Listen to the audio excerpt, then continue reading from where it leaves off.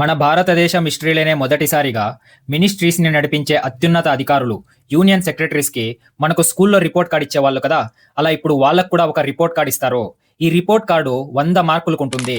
మరియు ఆ రిపోర్ట్ కార్డ్ని ఎవరిస్తారో తెలుసా? ఒక స్కూల్ ప్రిన్సిపల్ లాగా స్వయంగా క్యాబినెట్ సెక్రటరీనే ఇస్తారో. ఇదంతా వింటుంటే మీకు ఒక కథలాగా అనిపిస్తుంది కదా. కానీ 2026లో నిజంగా ఇది ఇప్పుడు జరుగుతోంది. First time cabinet secretariat administrative score cards అనే వ్యవస్థను అమల్లోకి తెచ్చింది.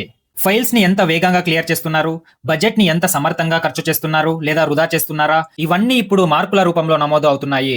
యూపీఎస్సీ ఆస్పిరెంట్స్ కి ఇది GS2 గవర్నెన్స్ లో చాలా ఇంపార్టెంట్ టాపిక్ అవుతుంది. మరియు జనరల్ వ్యూవర్స్ కి కూడా ఈ వీడియో చాలా ఇంట్రెస్టింగ్ గా ఉంటుంది. ఈ రోజుటి ఈ వీడియోలో IAS ఆఫీసర్స్ కి ఇస్తున్న ఈ స్కోర్ కార్డ్ అంటే ఏంటి, ఎందుకు దీన్ని చాలా మంది ఎక్స్పర్ట్స్ ఎఫిషియన్సీ మరియు అకౌంటబిలిటీని పెంచడానికి ఇది ఒక బ్రిలియంట్ ఐడియా అని అంటున్నారు. ఇందులో మార్క్స్ ని ఎలా ఇస్తారు, ఫారిన్ ట్రిప్స్కి వెళ్తే నెగటివ్ మార్క్స్ వస్తాయా, మరియు ఇదంతా సాధారణ ప్రజల మీద ఎలా ప్రభావం బీరుతుంది, ఇవన్నిటిని క్లియర్ గా డీటెయిల్ గా సింపుల్ తెలుగు భాషలో ఎక్స్ప్లెయిన్ చేస్తాను. వీడియోని ఎండ్ వరకు చూడండి. మరియు ఇలాంటి current affairs and history, polity, Geography, economy ఇలాంటి స్టాటిక్ టాపిక్స్ మీద కానీ ప్రతిరోజు ఒక్కొక్క వీడియో ఈ ఛానల్లో వస్తూ ఉంటుంది. మీరు ఈ వీడియోస్ ని కనుక రోజు చూస్తున్నట్టయితే మీ చుట్టూ ఉన్న ఎంతో మంది కంటే మీరు ఎక్కువ ఇన్ఫార్మ్డ్ గా ఉంటారు. మీరు ఆ వీడియోస్ ని మిస్ కాకుండా ఇన్ఫార్మ్డ్ గా ఉండాలి అనుకుంటే ఈ ఛానల్ కి సబ్స్క్రైబ్ చేసి బెల్ ఐకాన్ని ఆన్లో పెట్టుకోండి. ఒకసారి మీరు మీ స్కూల్ డేస్ని ఇమాజిన్ చేసుకోండి. ఎగ్జామ్స్ వస్తాయి, ఎగ్జామ్స్ రాస్తారు. ఫైనల్గా మీ రిజల్ట్స్ డే రోజు మీ టీచరు మీ రిపోర్ట్ కార్డ్ పట్టుకొని క్లాస్ రూమ్లోకి వస్తుంది. మీకు ఎన్ని మార్క్స్ వచ్చింటాయో, టీచర్ వీటిని చూసి ఏమంటుందో, ఇంటికి ఈ మార్క్స్ కార్డ్ తీసుకెళ్తే అమ్మా నాన్న ఏం చేస్తారో, ఇలా చాలా దిగులుగా ఉంటారో. కానీ ఇప్పుడు ఇలాంటి ఒక రిపోర్ట్ కార్డే మన భారతదేశం ప్రభుత్వంలోని అత్యంత శక్తివంతమైన అధికారులకు వస్తుంది. 30 నుంచి 35 సంవత్సరాల సర్వీస్ కలిగిన IAS అధికారులకు కూడా ఇప్పటి నుంచి ఒక రిపోర్ట్ కార్డ్ అనేది వస్తుంది. ఇప్పటి వరకు ఎలా ఉండేది అంటే, గవర్నమెంట్ ఆఫీసెస్ లో కొన్ని నెలల నుంచి ఫైల్స్ అనేవి కదలకుండా అలానే ఉండిపోయింటాయి. సాధారణ ప్రజలు ఆఫీసెస్ కి వెళ్తే రేపు రండి, లంచ్ అయిన తర్వాత రండి, దీనికి ఇంకో సిగ్నేచర్ కావాలి, ఇలా చాలా కథలు చెప్పేవాళ్ళు.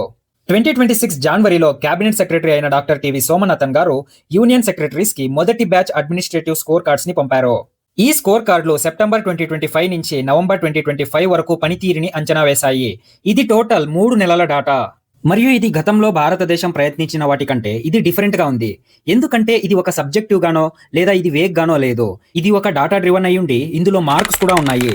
ఇప్పుడు ఇందులోని మార్కింగ్ స్కీమ్ గురించి చూద్దాం. ఎందుకంటే ఈ మార్కింగ్ స్కీమ్ అనేది ఇక్కడ చాలా బాగా రూపొందించబడింది. ఈ మార్క్ స్కీమ్ లో మొదటిది చూస్తే ఫైల్ డిస్పోజల్. దీనికి 20 మార్కులు ఉన్నాయి. ఇందులో ఇది అతిపెద్ద భాగం మరియు ఇది సరైనది కూడా అనిపిస్తుంది. ఎందుకంటే గవర్నమెంట్ తీసుకునే ప్రతి ఒక్క డిసిషన్ ను ఫైల్స్ ద్వారానే మూవ్ అవుతుంది. ఒకవేళ ఫైల్స్ ఏమైనా స్టక్ అయితే అక్కడ అన్ని పనులు స్టక్ అయిపోతాయి. సో ఈ ఫైల్స్ ని ఎంత వేగంగా క్లియర్ చేస్తారో అన్న దానికి 20 మార్కులు ఉంటాయి.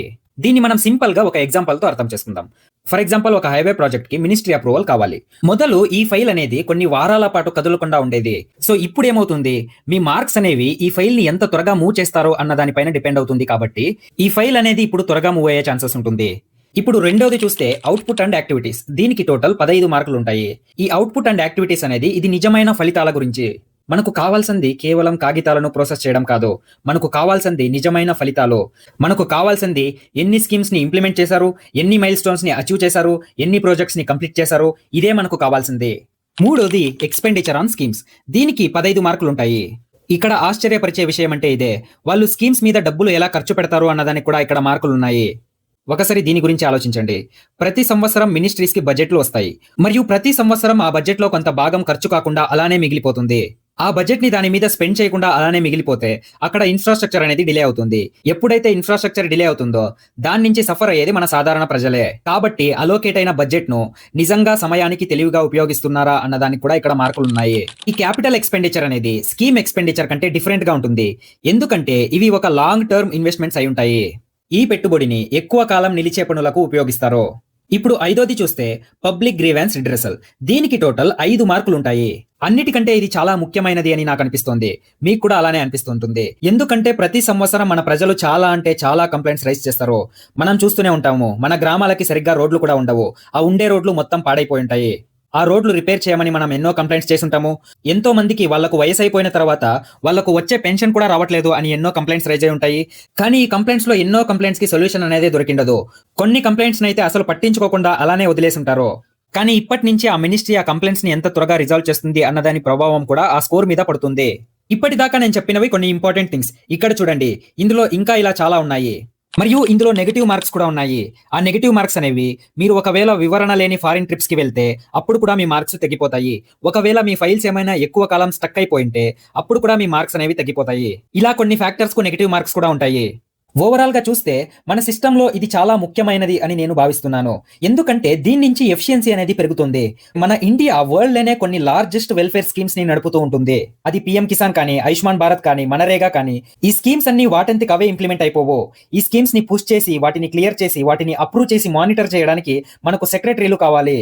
ఫర్ ఎగ్జాంపుల్ బ్యూరోక్రటిక్ డిలేస్ నుంచి ఒక హెల్త్ స్కీమ్ ఏమైనా స్లో డౌన్ అయితే అక్కడెక్కడో ఒక పేషెంట్ చికిత్స లేక బాధపడుతూ ఉంటాడో, ఒకవేళ ఒక పెన్షన్ ఏమైనా డిలే అయితే మన గ్రామాలలో ఆ పెన్షన్ మీదే బ్రతికే వాళ్ళు చాలా మంది వయసైన వాళ్ళు ఉంటారో వాళ్ళు బాధపడతారో.